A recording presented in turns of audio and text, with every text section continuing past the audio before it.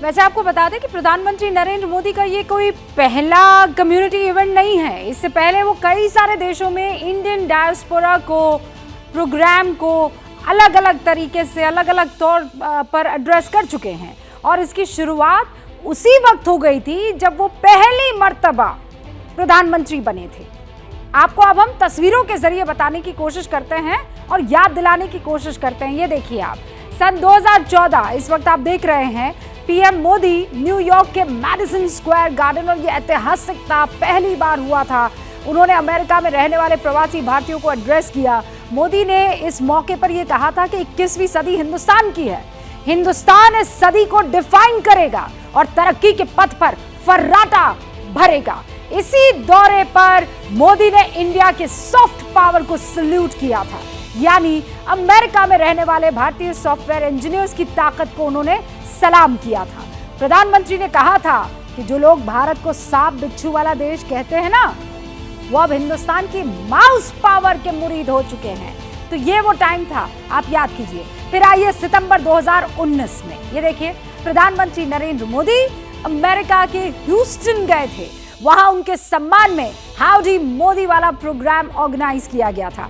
मोदी के सामने 50,000 प्रवासी भारतीय मौजूद थे और इस पल के गवाह खुद तब के यूएस प्रेसिडेंट डोनाल्ड ट्रंप इस बात को विटनेस करते हुए नजर आए थे। दोनों लीडर्स ने स्टेडियम का चक्कर लगाया था, 1 लाख दिया था और तब प्रधानमंत्री मोदी ने हाउडी मोदी के जवाब में कहा था, इंडिया में सब चंगा सी, यानी ऑल इज वेल।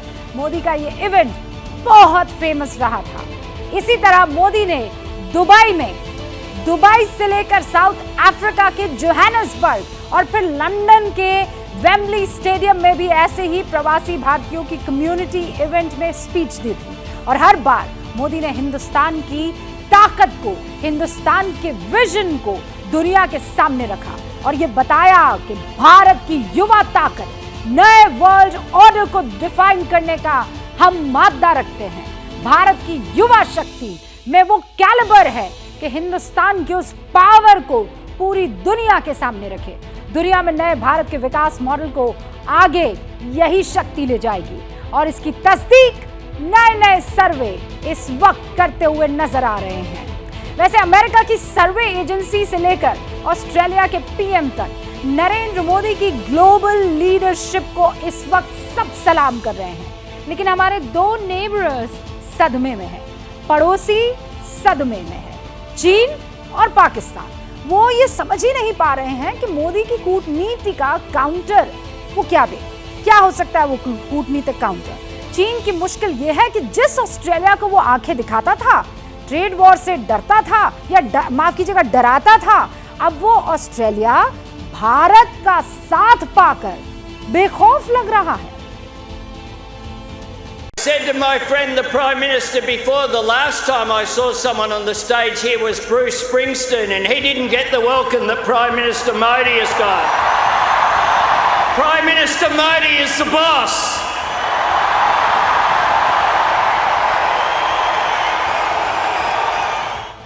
ऑस्ट्रेलिया के प्रधानमंत्री जानते थे कि वो जो कुछ कहने जा रहे हैं उसका सजीव प्रसारण बीजिंग में हो रहा है।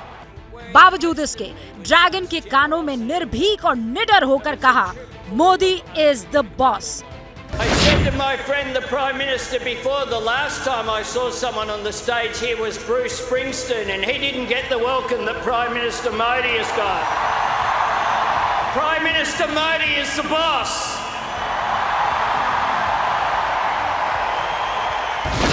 अब आपको अल्बनीज के बयान की इनसाइड स्टोरी बताते हैं। दरअसल इस वक्त ऑस्ट्रेलिया का जानी दुश्मन है चीन और उसकी 4 बड़ी वजह है।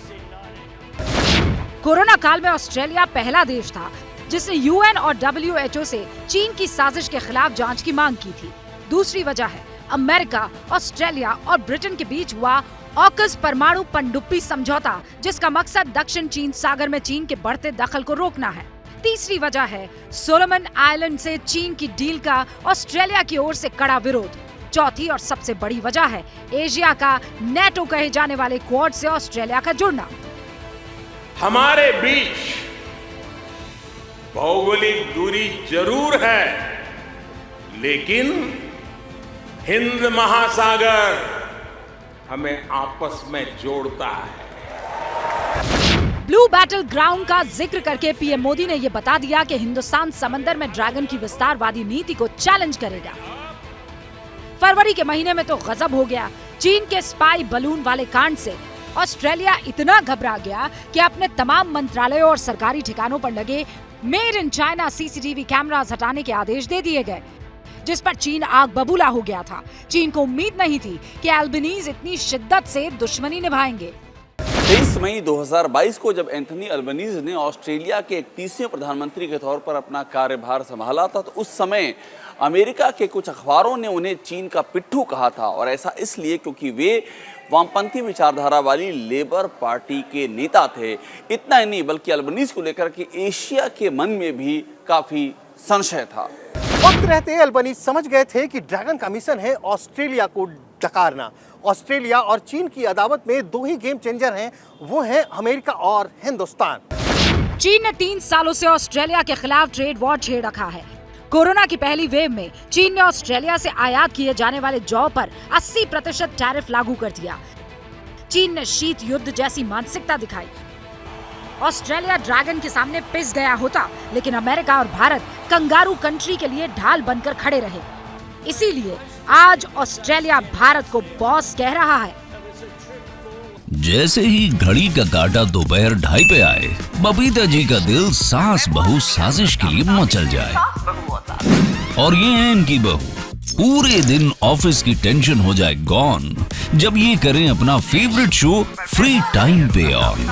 इनकी तरह आप भी देखिए अपना फेवरेट शो अपने टाइम पर और डाउनलोड कीजिए एबीपी लाइव ऐप अपने स्मार्ट टीवी पर।